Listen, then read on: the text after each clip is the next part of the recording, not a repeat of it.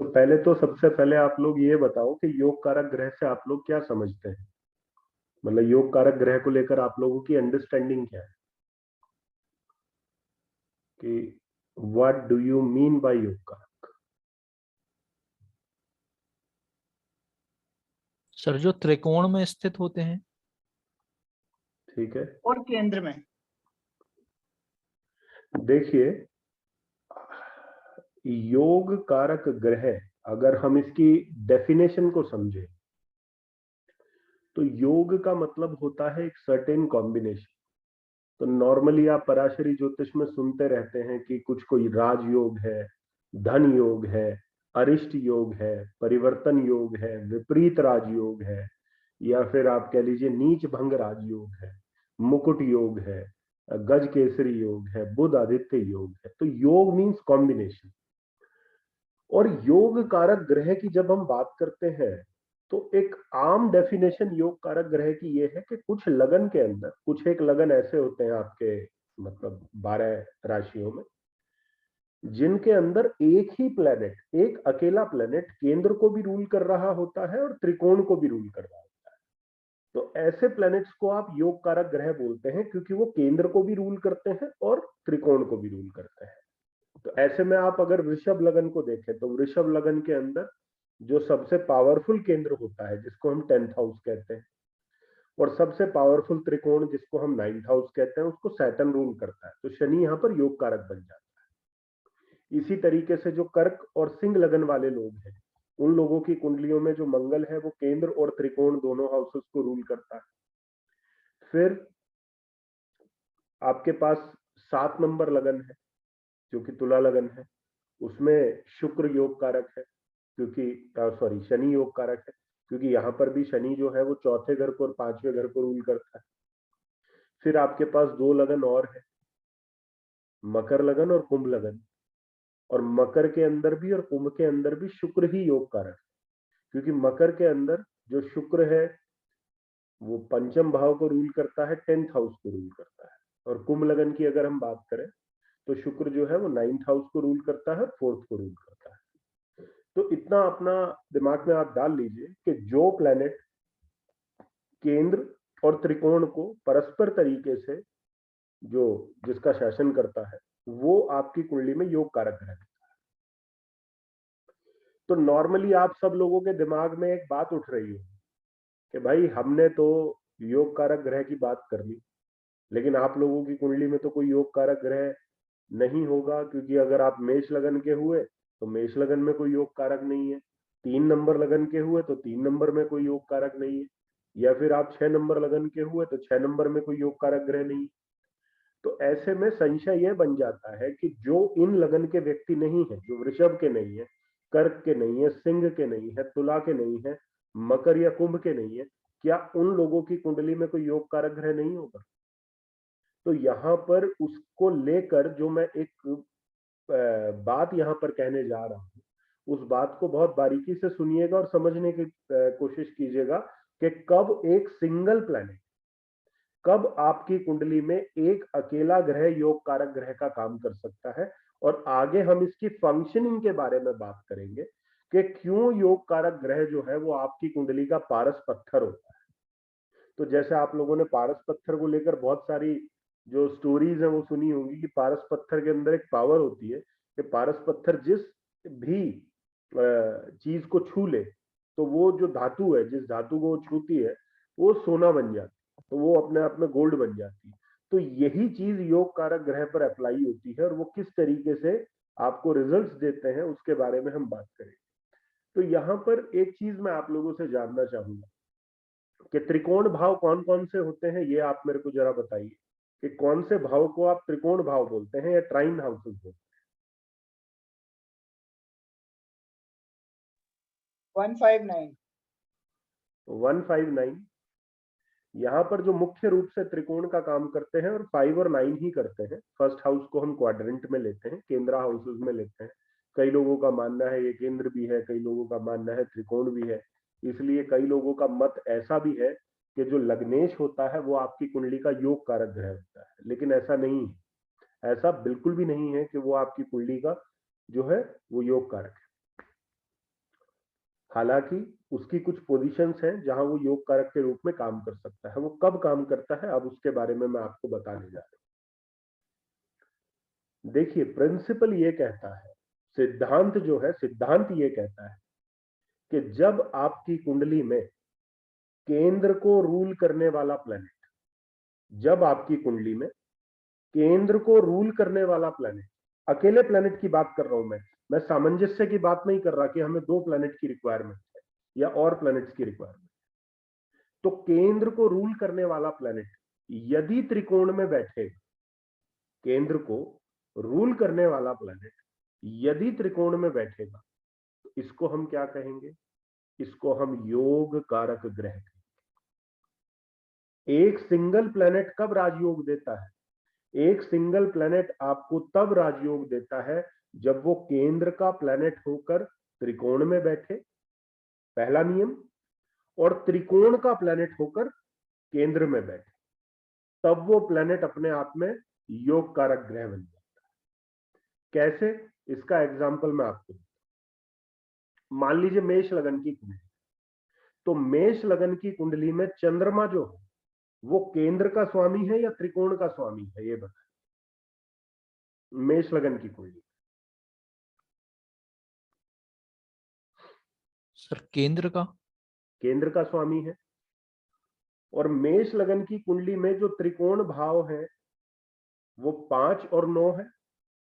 तो यदि आप किसी की मेष लगन की कुंडली देखते हैं और उस मेष लगन की कुंडली में चंद्रमा पंचम भाव में बैठता है या नवम भाव में बैठता है, तो ये क्या बता रहा है? ये बता रहा है कि ये जो चंद्रमा है ये स्वयं में एक योग कारक ग्रह बन गया। ये चंद्रमा जो है ये एक योग कारक ग्रह बन गया। क्यों? क्योंकि यहां पर केंद्र का जो प्लैनेट है, जो केंद्र को रूल कर रहा है, वो 9th हाउस के अंदर या 5th हाउस के अंदर चला गया। तो ये कॉम्बिनेशन जो है ये क्या बन गया? ये केंद्र और ट्राइन का कॉम्बिनेशन बन गया। और केंद्रा हाउसेस को हम क्या बोलते हैं? विष्णु स्थान। और ट्राइन्स को हम क्या बोलते हैं? लक्ष्मी स्थान। तो ये क्या हुआ? ये केंद्र और त्रिकोण का संबंध बनने से ये अकेले प्लैनेट ने एक राजयोग का निर्माण किया। ऐसे ही हम 3 नंबर कुंडली पर चलते हैं। जो 3 नंबर कुंडली कौन होती है? 3 नंबर कुंडली मतलब हम जो है वो मिथुन लगन की बात कर रहे हैं। तो मिथुन लगन की कुंडली में 5वें घर को कौन रूल करता है? जरा मेरे को बताइए। अगर कोई मिथुन लगन का व्यक्ति है, मिथुन लगन का जातक है, तो उसके कुंडली में 5वें घर को, पंचम स्थान को कौन रूल करेगा? शुक्र रूल करेगा। अब मिथुन लगन की कुंडली में शुक्र यदि, ध्यान से सुनिएगा, मिथुन लगन की कुंडली में शुक्र यदि पहले भाव में, चौथे भाव में, सप्तम भाव में या 10th हाउस, इनमें कहीं पर भी वो बैठ जाए तो ये प्लैनेट भी योग कारक ग्रह बन जाता है। क्यों? क्योंकि वो एक त्रिकोण को रूल कर रहा है। तो त्रिकोण को रूल करते हुए वो कहां जाके बैठा? वो केंद्र हाउसेस के अंदर जाकर बैठा। तो क्या हुआ? त्रिकोण और केंद्र का फिर दोबारा से एक संबंध स्थापित हो गया, जिसको आप विष्णु लक्ष्मी योग कहते हैं।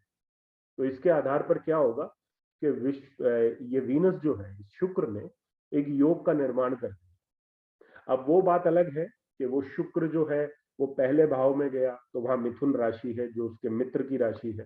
फिर जो 4th राशि है जुपिटर, जो 4th हाउस में जो राशि है, सॉरी वो 6 नंबर राशि है, वो भी मरकरी की है। लेकिन यहाँ शुक्र नीच हो जाता है, यहाँ शुक्र नीच हो जाएगा, हालांकि उसको दिग्बल भी रहेगा।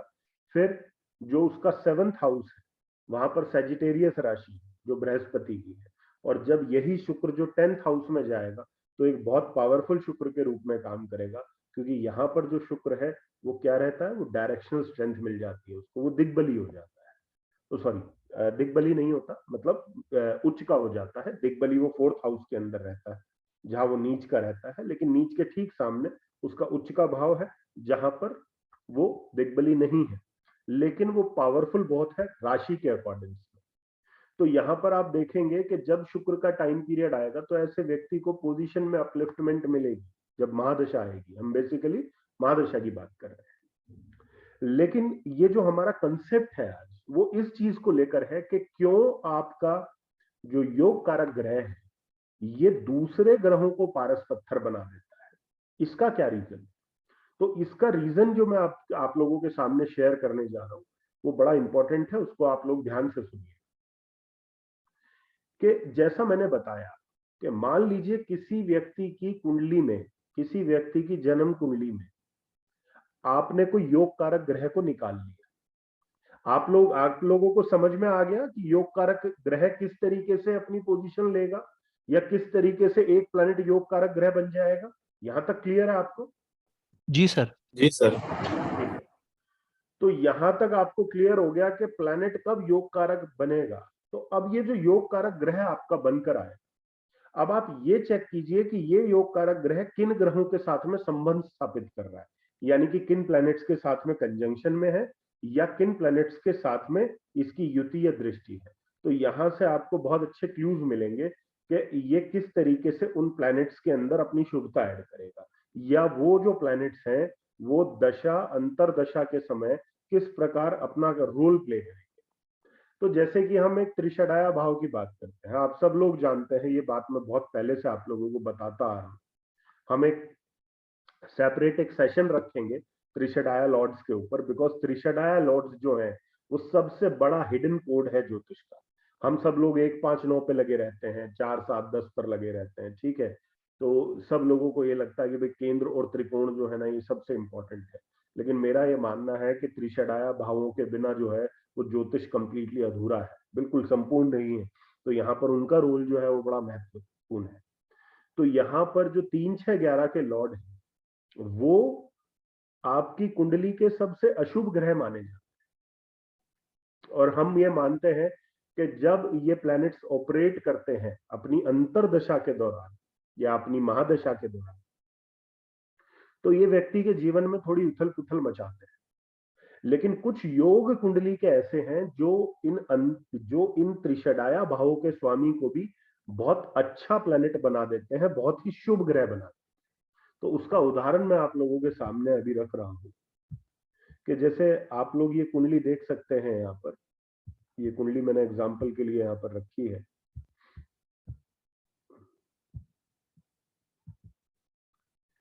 अभी जो कंसेप्ट मैंने आप लोगों को बताया है उस कंसेप्ट के अकॉर्डिंग आप लोग ये बताइए कि यहाँ पर आपको ऐसा कौन सा ग्रह लग रहा है जो ग्रह योग कारक ग्रह बन गया।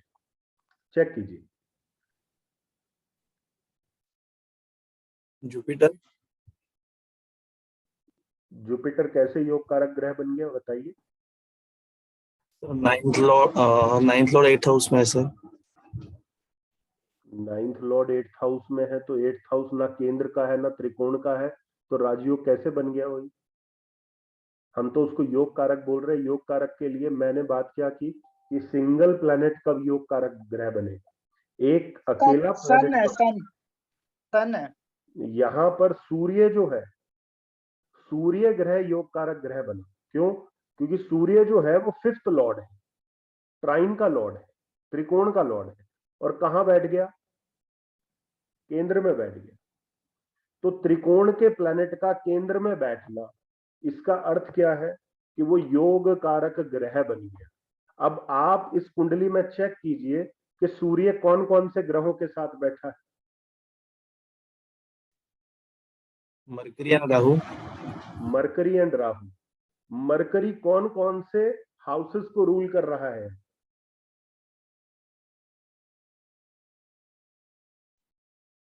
थर्ड एंड सिक्स्थ को रूल कर रहा है। तो जो त्रिषडाया भाव है उनमें से 2 त्रिषडाया भावों को मरकरी रूल कर रहा है।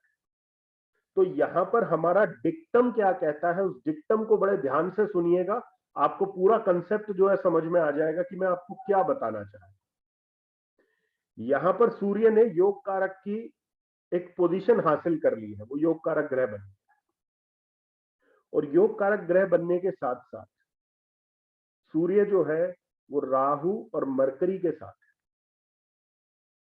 तो अभी देखिए इस कुंडली के अंदर मैं आपको दिखाता हूं, इस कुंडली के अंदर हम अगर बात करें तो जो मरकरी की अंतरदशा थी, मरकरी की अंतरदशा 3 जुलाई 2019 से लेकर ये 12 जून सॉरी मार्च 2019 से लेकर जून 2021 तक ये मरकरी की अंतरदशा ने ऑपरेट किया।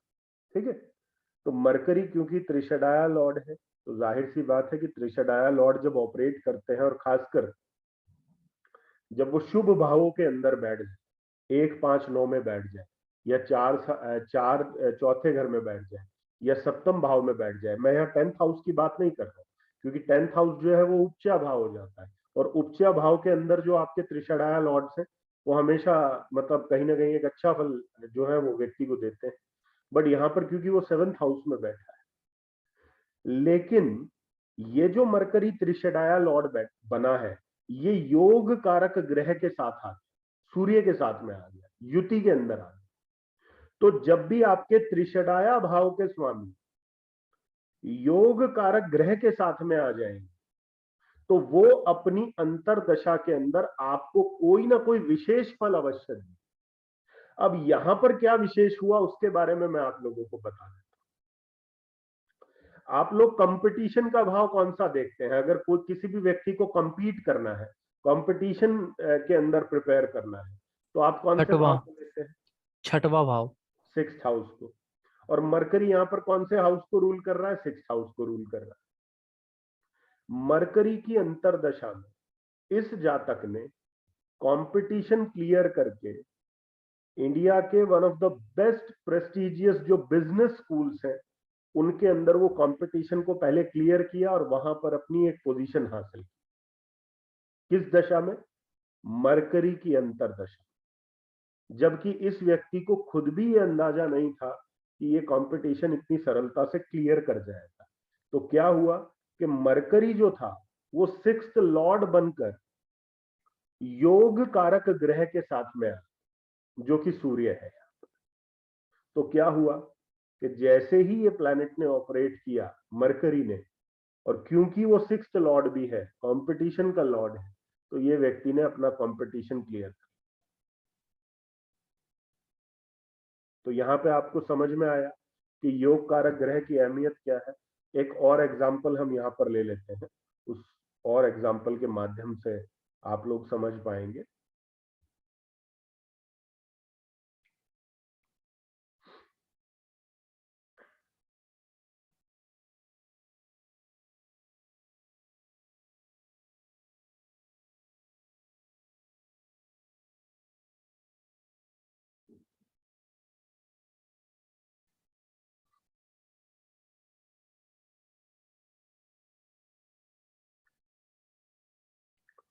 ये कुंडली देखिए,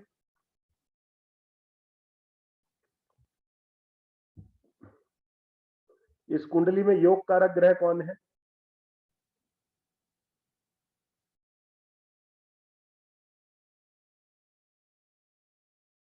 इस कुंडली के योग कारक ग्रह बताइए आप। मार्स। मार्स योग कारक है, लेकिन एक और ग्रह है जो यहां पर योग कारक बन गया है, बताइए वो कौन? मार्स तो नैसर्गिक योग कारक है। मून। मून मून बन गया। तो मून ने किसको देखा? मून का दृष्टि संबंध किससे बन रहा है? बिल्कुल परस्पर संबंध, जुपिटर। जुपिटर से। तो मून योग कारक ग्रह बन गया, तो योग कारक ग्रह बनकर उसने किसके साथ में रिलेशन बनाया?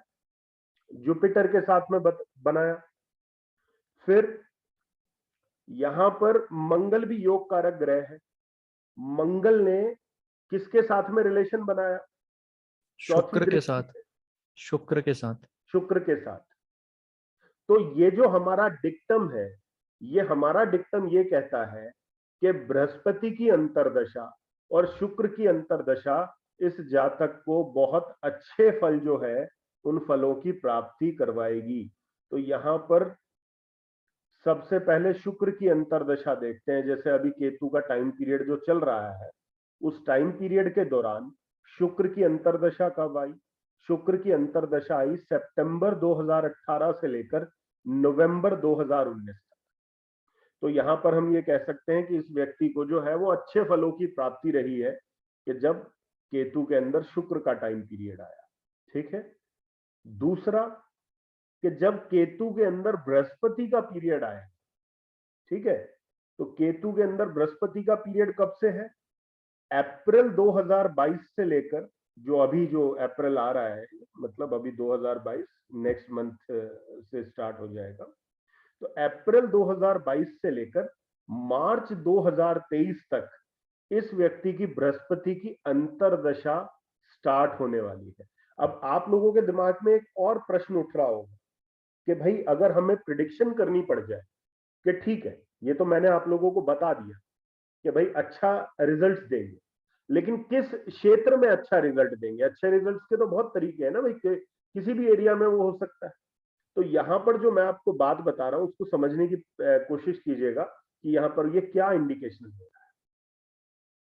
आप लोग देखिए कि बृहस्पति कौन कौन से घरों को रूल कर रहा है यहां पर?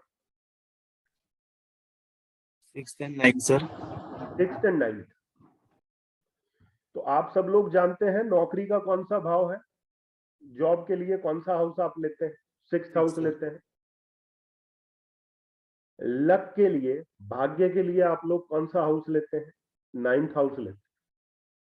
तो हम ये कह सकते हैं कि जैसे ही बृहस्पति का पीरियड शुरू होगा नेक्स्ट अप्रैल से, तो अप्रैल के बाद से इस व्यक्ति को भाग्य के कारण और अपनी जॉब के अंदर बहुत अच्छे गेन्स की प्राप्ति होगी। इस व्यक्ति का जो अपनी कहीं भी जहां ये जॉब पे होगा या कुछ भी ऐसा कर रहा होगा, या लेट से सपोज अभी हमने कुंडली देखी थी तो हमने कंपटीशन की बात करी थी, तो कंपटीशन के लिए हमने कौन सा भाव देखा था?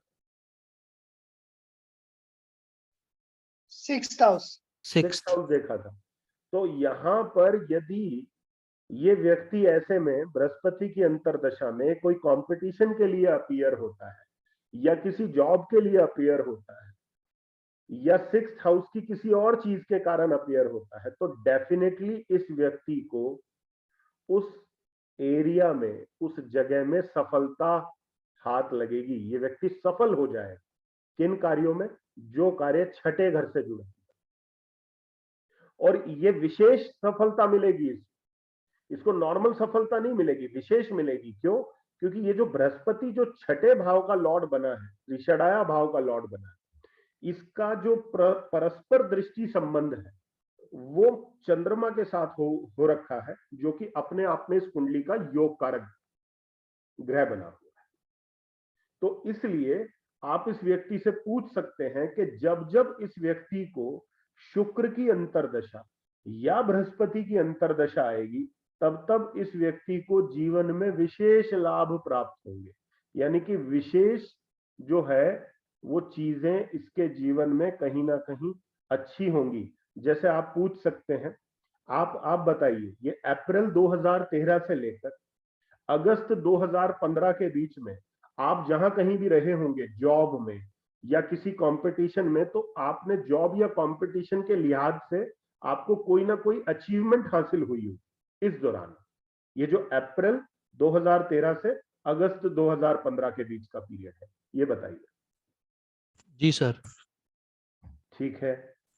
और इससे पहले जो अंतर्दशा आपकी आई वो सितंबर 2004 से लेकर जुलाई 2007 के बीच में रही, वो शुक्र की अंतर्दशा रही। और क्योंकि शुक्र जो है वो भी योग कारक ग्रह द्वारा दृश्य है, तो मैं कह सकता हूं ये पीरियड भी काफी अच्छा रहा होगा। इस पीरियड के अंदर भी बहुत अच्छे रिजल्ट्स आपको मिले होंगे। नॉर्मली ये पीरियड अच्छा गया होगा। जी जी जी सर। ओवर। जी सर। तो आप लोगों को ये बात समझ में आई कि आप इस प्रिंसिपल के द्वारा, इस सिद्धांत के द्वारा आप ये मिनट के अंदर पकड़ सकते हो कि कौन सी अंतर्दशा आपकी बहुत अच्छी जाए। और ये बात मैं हमेशा बोलता हूं ज्योतिष के अंदर, और आप ये अपने चार्ट्स पर भी लगाकर देख सकते हैं कि ज्योतिष में जब आप हमेशा योग कारक ग्रह की बात करते हो या महादशा की बात करते हो, अंतर्दशा की बात करते हो, तो मैं हमेशा एक बात को पूरा एक फैक्ट के तौर पर बोलता हूं कि महादशा से ज्यादा इंपॉर्टेंस जो है वो कई दफा अंतर्दशा प्लेनेट की हो जाती है। क्योंकि हर व्यक्ति ये सोच विचार करके बैठ जाता है कि उसकी महादशा अच्छी है तो पूरा समय उसका बहुत अच्छा जाएगा, और महादशा अगर खराब है तो पूरा ही समय उसका बहुत खराब जाएगा। तो यहाँ पर जो सबसे बड़ा डिफरेंस ऐड करती है महादशा के पैटर्न के अंदर, वो अंतर्दशा करती है। और इस अंतर्दशा के प्रिंसिपल को जब आप किसी भी कुंडली के अंदर लगाएंगे तो ये आपको बहुत बेहतर रूप से काम करता हुआ नजर आएगा और पूरी सूक्ष्मता से काम करता हुआ नजर आएगा। तो मैं समझता हूं आप लोगों को बहुत अच्छे से ये क्लियर हो गया होगा कि किस तरीके से योग कारक ग्रह जो है वो किसी भी ग्रह की, जैसे तासीर बोलते हैं ना, हम वो वर्ड यूज करते हैं खाने के अंदर, जब आप कुछ खाना खाते हैं तो बेसिकली हम शब्द का यूज करते हैं तासीर। तासीर मतलब उसका नेचर, उस चीज का नेचर कैसा है, तो उसके नेचर को बदल देती है, उसकी तस्वीर को बदल देती है।